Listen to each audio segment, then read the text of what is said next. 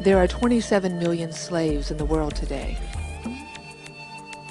Men, women, and children held against their will. Forced to work without pay. Controlled by violence every day.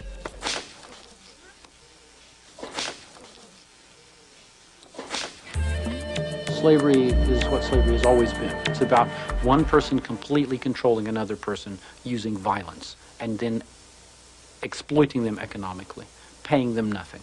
That's what slavery is about. Slavery is not legal anywhere, but thriving everywhere. In Africa, Asia, and here in the United States.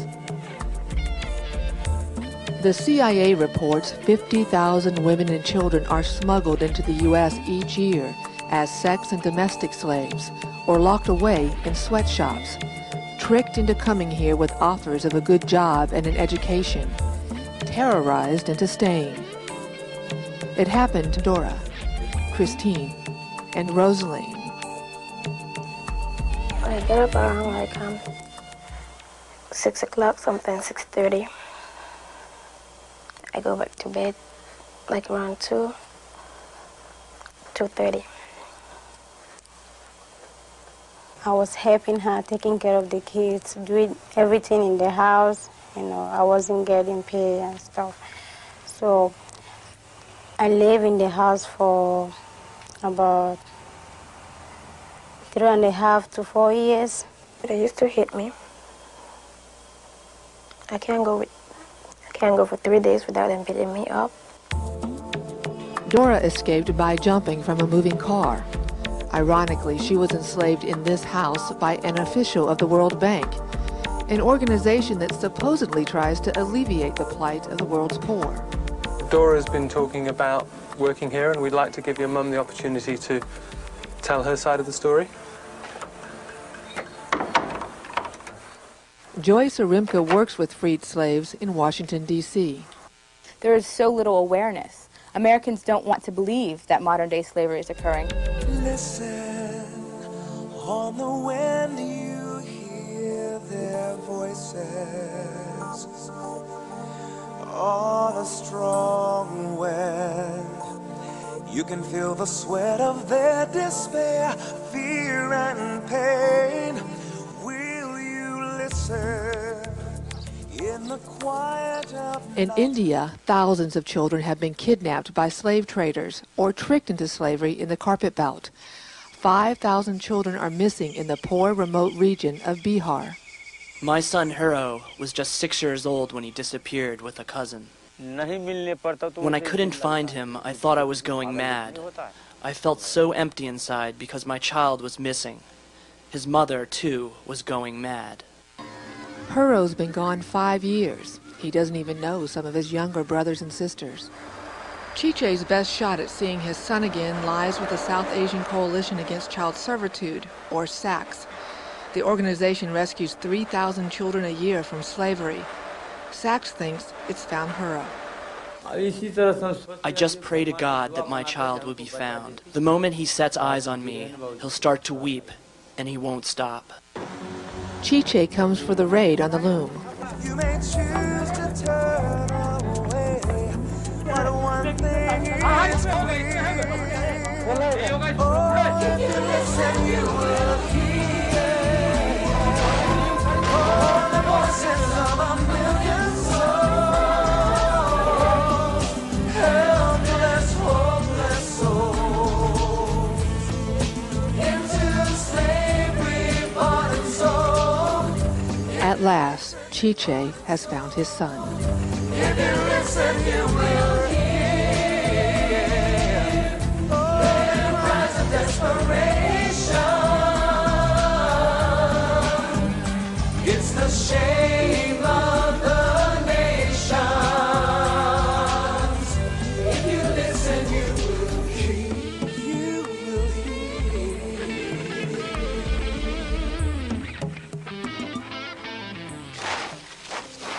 These young men are slaves in Africa. They're working on the lower end of the economic ladder. It tends to be raw materials, agriculture, basic stuff that feeds into the local economy. But all over the world, there are also slaves making things that feed into the world economy. Things like cocoa. Half the world's cocoa comes from the Ivory Coast. Many cocoa farms there use slaves, which means that some of the chocolate we eat comes from slave labor. In the old days, slaves were expensive. Today, they're cheap. There's a glut of slaves, and when you've used them, you throw them away if you don't want them anymore. They're disposable. Slaves like these men cost the equivalent of $40,000 in the Deep South during the 1850s. Today, the average slave cost $90. A local journalist in the Ivory Coast uses an undercover camera to show just how easy it is to get a good deal on people. It takes 30 minutes and about $80 to buy these two men. They come from Mali, hoping to work for a better life. Their purchase in the market turns out to be just a warning for the men who so narrowly avoided slavery.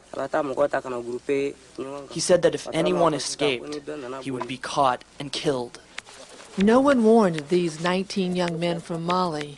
They demonstrate the beatings they survived. Others weren't so lucky.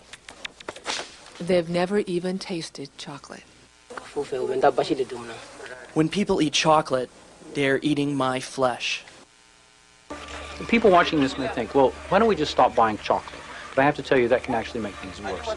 We have to make it clear to the multinationals that slavery is too high a price to pay for cheap goods.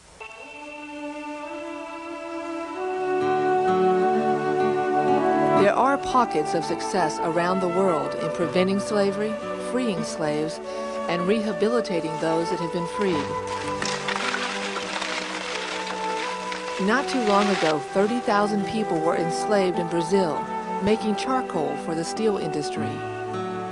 The public outcry forced change. Within 3 years, all the slaves were freed.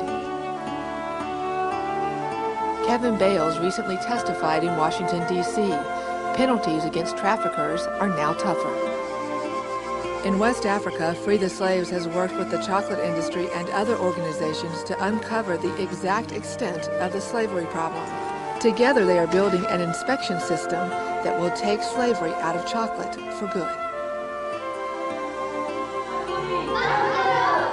And in India, Saks not only rescues children from slavery, it also mends their spirits and educates them,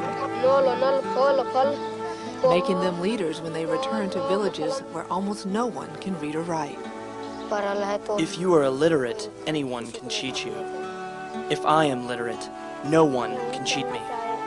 Such schools are funded by the Rugmark Foundation that investigates and ensures consumers that children have not labored over the expensive carpets. The Rugmark stamp adds about $2 to the cost of a rug. And we believe that's a small price to pay for that peace of mind, that by buying that rug, you're not getting involved in the child slavery problem. Also in northern India, women have formed small credit unions and bought their freedom. Achieving economic independence means they no longer fear debt bondage and slavery. Their increased incomes now support local schools for the children they have taken out of the workplace. Free the Slaves, an American-based nonprofit organization, is supporting these programs and more, including encouraging governments to enforce their own anti-slavery laws. There are more slaves today than at any other time in human history. Every one of us is benefiting from slavery around the world. We could eradicate slavery. The laws are in place. The multinationals, the World Trade Organization, the United Nations, they could end slavery. But they're not going to do it until and unless we demand that they do it. Now is the time.